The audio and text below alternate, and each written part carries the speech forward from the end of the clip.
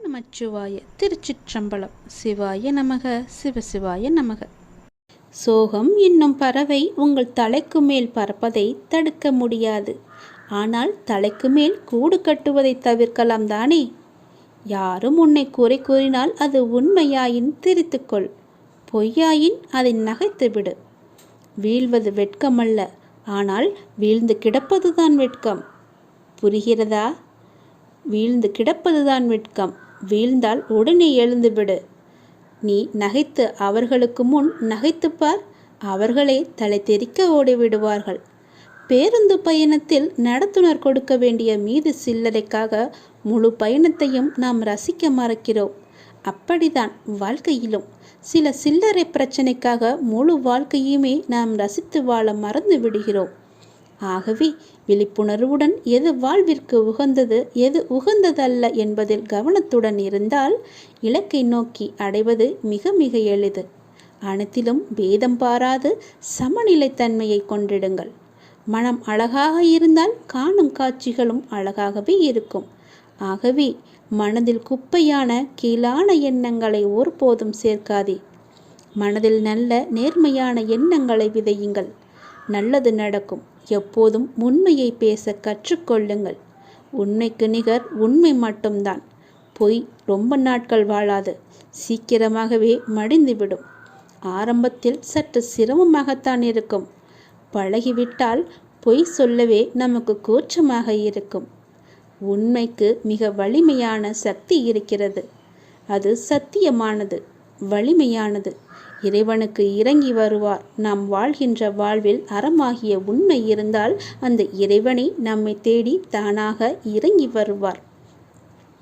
வாழ்கின்ற வாழ்வில் அறமாகிய உண்மை இருந்தால், அறமாகிய உண்மை இருந்தால் மட்டுமே இறைவன் நம்முடன் கலந்து விடுவார். ஆகவே உண்மை, நேர்மை, சத்தியத்தை எல்லாம் கடைபிடித்து வாழுங்கள். நீங்கள் வாழ்வதில் உயர்வது சென்னம். உங்கள் வாழ்வை யாராலுமே எதுவுமே செய்ய முடியாது. உண்மைக்கு அழிவே கிடையாது. அதை முதலில் தெரிந்து கொள்ளுங்கள். உண்மை சொல்லுவதால் என்ன ஆகிவிடப் போகிறது? ஒரு பொய்யை சொல்லி காலம் முழுவதும் குற்ற உணர்ச்சியுடன் இருப்பதற்கு பதிலாக ஒரு உண்மையை சொல்லி நிம்மதியாக வாழ்ந்து விடலாம். அந்த உண்மைக்கு அவ்வளவு நிம்மதியை தரும் சக்தி இருக்கிறது. அதை நீ மறந்து விடாதே.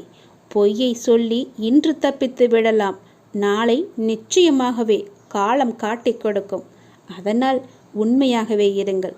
நாக்கில் வருவது எப்போதுமே உண்மையான பேச்சாக மட்டுமே இருக்கட்டும். நான் உங்களிடம் வருகிறேன். ஒருவர் தனது இறை பக்தியில் முழுமையும் வலிமையும் அடைந்த பின்னர் அவருக்கு பக்தியானது முத்திவிட்டது என கூறுவதும் வழமையே. எனவே முழுமை முதிர்ச்சியடைந்த நிலையே முத்தி, முக்தி என்று சொல்வார்கள்.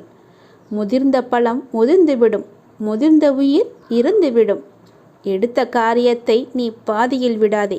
செய்வதை திருந்தச் செய் என்ற உபதேசம் அனைவருக்குமே பொருந்தும். குருவை அடைந்து மரியாதையுடன் கற்றுக்கொள். கற்றதை மனனம் செய்து உருவேற்றிக்கொள் என்பது எல்லா மாணவர்களுக்குமே பொருந்தும். தொழில்நுட்பத்தை தெரிந்து கொள்ள முனையும் மற்றவர்களுக்குமே உரிய உபதேசம்தான் இது. எதற்காக எனக்கு சொல்கிறேன் என்று கேட்டதை, நீங்கள் ஆசைப்படுவதெல்லாம் கிடைக்காமல் இருப்பது உங்களை ஒரு சிறந்த வாழ்க்கைக்கு கொண்டு செல்வதற்காகவே இருக்கும் என்பதை நம்பு. முடிந்தவரை உங்கள் வேலையை நீங்கள் சிறப்பாக செய்து விடுங்கள். யாரிடமும் உங்கள் வேலையை ஒப்படைக்காதீர்கள். உங்களுக்கு கிடைக்க வேண்டிய அங்கீகாரம் தானாகவே கிடைக்கும். நேரத்தையும் வாய்ப்பையும் ஒருபோதுமே வீணடிக்காதே. அந்த தவறுக்கு எந்த காரியம் செய்தாலும் பரிகாரமாகாது. போன நேரமும் திரும்ப வராது. யாருக்காகவும் நேரம் காத்திருக்காது.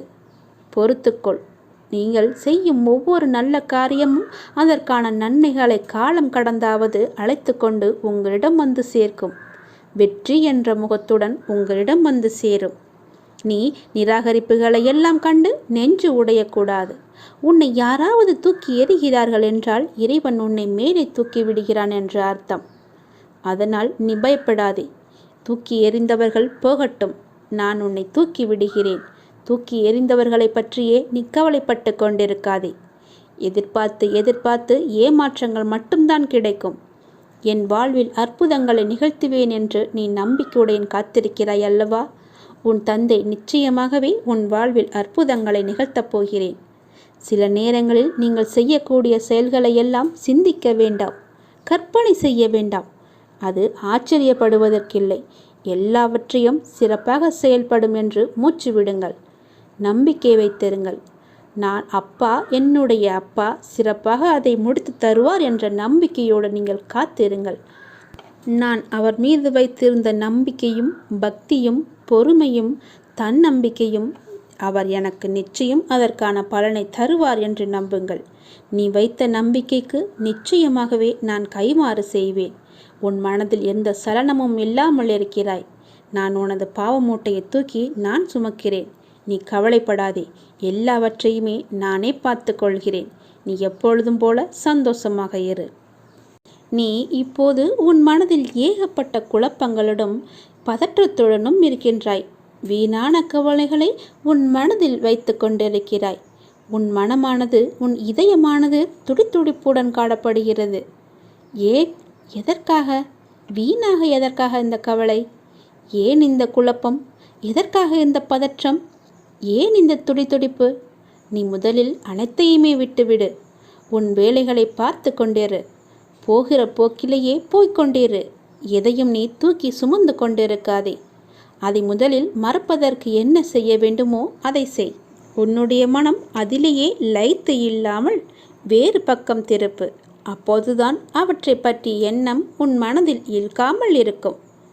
நான் உனக்காக அவதரித்தவன். நான் இருக்கும்போது எதற்காக நீ கவலைப்படுகிறாய்? உன்னை நல்லபடியாக உயர்த்த உனக்காக பாடுபட்டு கொண்டு நான் இங்கே இருக்கிறேன். தயவு செய்து நான் உன்னுடன் இருப்பதை நீ உணர்ந்து கொள்.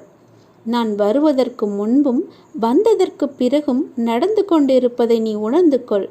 நான் வருவதற்கு முன்பு என்ன செய்து கொண்டிருந்தாய், நான் வந்த பிறகு எப்படியெல்லாம் உன்னுடைய பிரச்சனைகள் தீர்ந்தன என்று கொஞ்சம் திரும்பிப்பார்.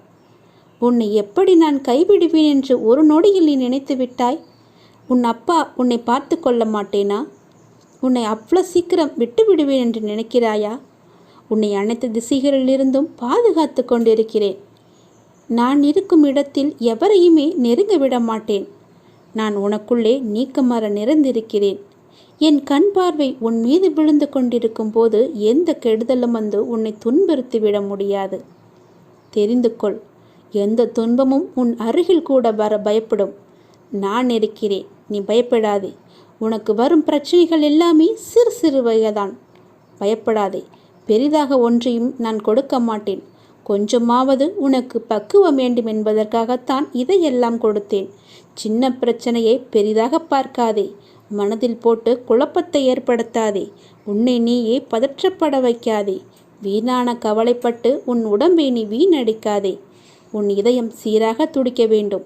அப்பொழுதுதான் நீயும் நன்றாக இருப்பாய்.